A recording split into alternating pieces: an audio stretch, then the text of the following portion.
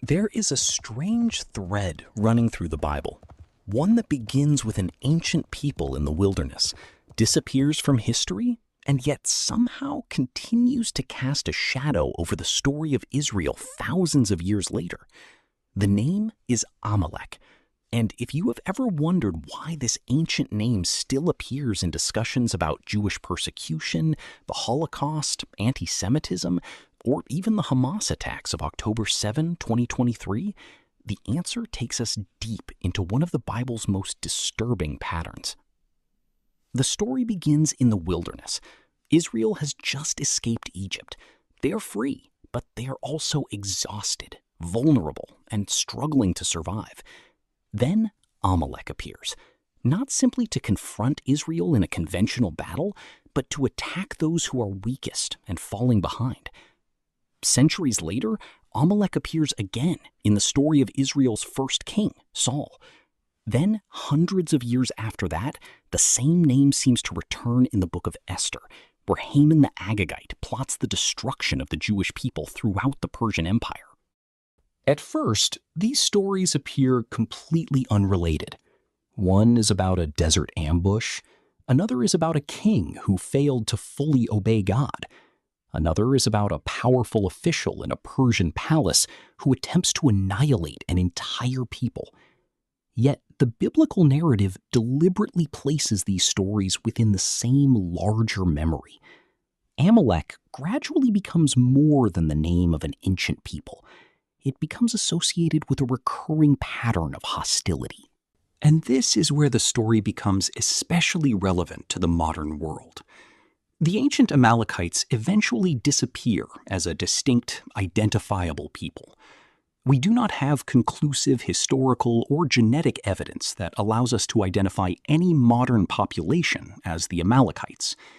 Their nation vanished, but the memory of what Amalek represented did not.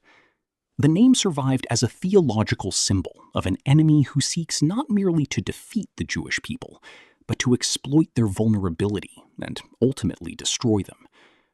That symbolism has been invoked in reflecting on some of the darkest chapters of Jewish history. The Holocaust, in which Nazi Germany and its collaborators systematically murdered approximately 6 million Jews.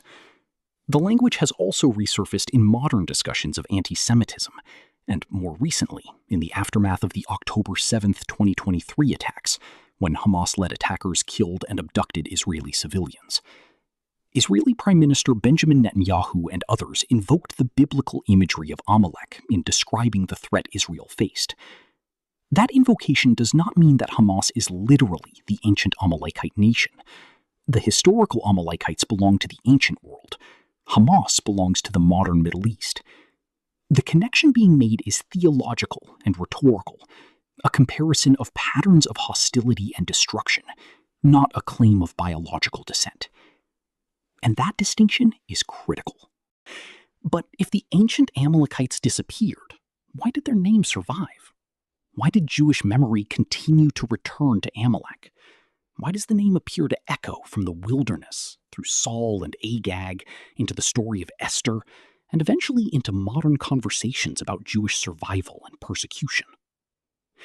Perhaps the most unsettling question is this: what if Amalek is remembered not because the ancient people survived, but because the pattern they represented can return?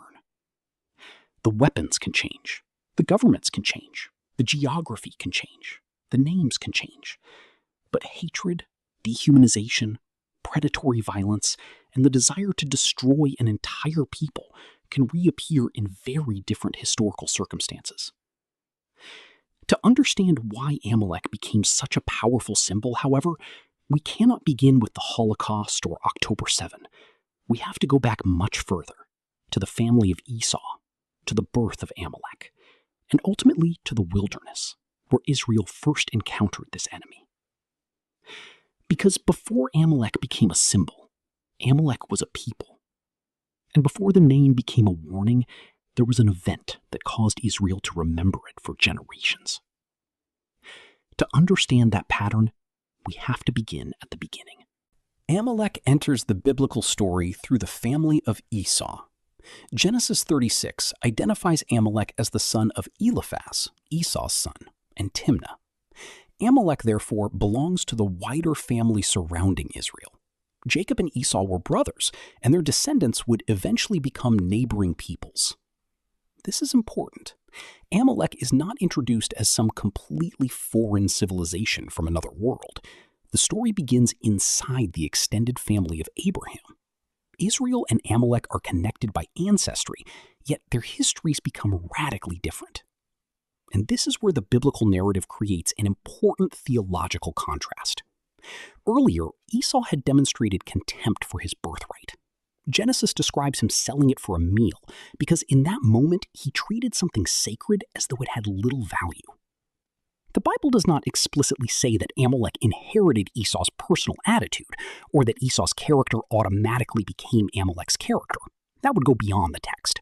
But the larger biblical story does create a striking literary and theological association. What is sacred can be despised, and what is precious can be treated as worthless.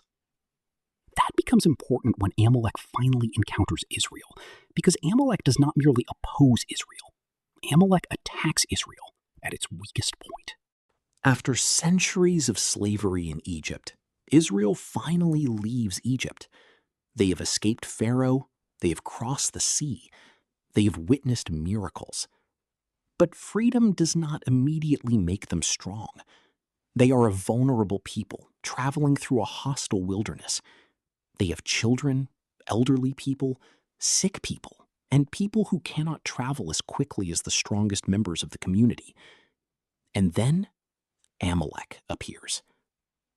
Exodus 17 records the attack. Deuteronomy 25 later provides a particularly disturbing description of what happened. Amalek attacked the Israelites from behind and struck those who were faint and weary. That detail matters. The defining image is not simply an army meeting another army on a battlefield. It is a predator attacking the vulnerable, the stragglers, the exhausted, those falling behind, and those least capable of defending themselves. And this is where the theological idea of the spirit of Amalek begins to take shape. The spirit of Amalek represents evil that recognizes weakness and exploits it. It does not necessarily attack when the opponent is strongest. It waits, it watches, it identifies the vulnerable, and then it strikes. That is why Amalek becomes such a powerful biblical symbol. The problem is not simply that Amalek fights Israel. Other nations fought Israel. Other nations became Israel's enemies. But Amalek's attack becomes remembered because of how it attacked. Deuteronomy tells Israel never to forget what Amalek did. The memory is not merely about a military event. It is about moral behavior. What kind of society deliberately targets people who are already weak? What kind of enemy sees exhaustion as an opportunity? What kind of hatred does not simply seek victory, but takes advantage of those who cannot fight back? Exodus 17 then gives us one of the Bible's most memorable scenes. Joshua leads Israel into battle. Moses climbs the hill and raises his hands. When his hands remain raised, Israel prevails. When he becomes exhausted and lowers them, Amalek gains the advantage. Eventually, Aaron and Hur support Moses' hands until sunset. Joshua fights below. Moses stands above. Aaron and Hur hold him up. And Israel survives. The story therefore becomes bigger than military strategy. Israel does not survive simply because Joshua is a capable commander. The victory is presented as dependent upon God. The story then moves forward to Saul. By the time we reach 1 Samuel 15, Amalek has a long history of conflict with Israel. God commands Saul to confront Amalek. The command is severe, and it is one of the most difficult passages in the Old Testament. It cannot be reduced to a simple slogan. The biblical text presents this judgment as connected to Amalek's long history of hostility, particularly the attack described in Exodus and Deuteronomy. Saul goes to war and he wins. But then something happens. Saul does not completely obey the command. He spares Agag, the king of Amalek. He also preserves the best animals. And when Samuel confronts him, Saul attempts to justify what he has done. Perhaps the animals could be used for sacrifice. Perhaps what he kept could actually serve God. Perhaps partial obedience could be presented as religious devotion. But Samuel destroys that illusion with one of the most famous statements in Scripture: to obey is better than sacrifice. This is one of the most important lessons in the entire Amalek story. The danger is not always open rebellion. Sometimes the most dangerous form of disobedience looks religious. Saul does not say, "I reject God." Instead, he modifies God's command and then explains why his modification is spiritually reasonable. That is why Saul's failure is so significant. He obeys, but not completely. He wins, but compromises. He follows God's command, but reserves something for himself. And the biblical narrative shows that almost obedience is still disobedience. There is a warning here that reaches far beyond Amalek. How often do people destroy 90% of a problem and then convince themselves that the remaining 10% does not matter? How often do we surrender what is convenient while preserving what we secretly value? How often do we call compromise wisdom because obedience would cost us something? Saul leaves unfinished business behind, and that unfinished business becomes significant later. David's reign continues the conflict with Amalek. The Amalekites raid Ziklag, taking captives and possessions. David pursues them and defeats them. Then comes another disturbing episode. An Amalekite later claims that he killed Saul. David has him executed.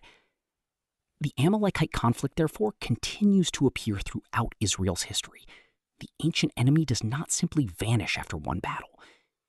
And eventually, the biblical story moves into a completely different setting. Persia, the Book of Esther.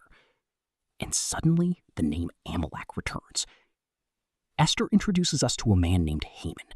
He is described as an Agagite. That description becomes extremely important because Agag was the king of Amalek whom Saul had spared. The Book of Esther does not provide a modern genealogical chart proving that Haman was literally Agag's direct biological descendant. But the literary connection is unmistakable. The story deliberately evokes the earlier conflict. Now, generations later, an Agagite stands in a position of power. And what does Haman want? He does not merely want revenge against one Jewish individual. He seeks the destruction of the Jewish people throughout the Persian Empire. The old conflict appears again in a new form. The wilderness is gone. There is no desert battlefield. There is no Joshua. There is no Moses standing on a hill. Instead, the conflict has moved into a palace. It has moved into politics. It has moved into law. It has moved into bureaucracy. The weapon is no longer simply a sword. It is a decree. And this is where the theological pattern becomes especially powerful. The spirit of Amalek does not need to reproduce the same circumstances to reproduce the same objective. The form changes. The pattern remains. In Exodus, vulnerable Israelites are attacked in the wilderness. In Esther, Jews throughout an empire are targeted for destruction. The historical circumstances are completely different, but the underlying pattern, hostility toward God's covenant people and the desire to eliminate them, connects the stories. And once again, what appears to be a threat to Israel becomes part of the larger biblical story of preservation. Haman builds the gallows, but he does not determine the ending. The people he intends to destroy survive. The man who planned their destruction falls, and the threat is reversed. One of the greatest historical questions is, what happened to the Amalekites? The answer is, they eventually disappeared as a distinct people, likely absorbed into other Middle Eastern populations through migration, warfare, and intermarriage. Without conclusive evidence, however, direct Amalekite ancestry among any modern group remains speculative, and no identifiable people carry the name today. Yet, the Amalekites transcended history to become a theological symbol of persistent hostility toward the Jewish people, a pattern later invoked during periods of persecution and antisemitism. In the modern era, this imagery resurfaced. Following the October 7, 2023 attacks, comparisons were drawn between the biblical assault on vulnerable Israelites and the Hamas-led attacks on Israeli civilians, with Prime Minister Benjamin Netanyahu similarly invoking Amalek to describe Israel's threat. This comparison is theological rather than literal, pointing to a recurring pattern of destruction. The weapons change, the governments change, the geography changes, but the pattern remains. If you enjoy this video, make sure to like and subscribe for more content like this.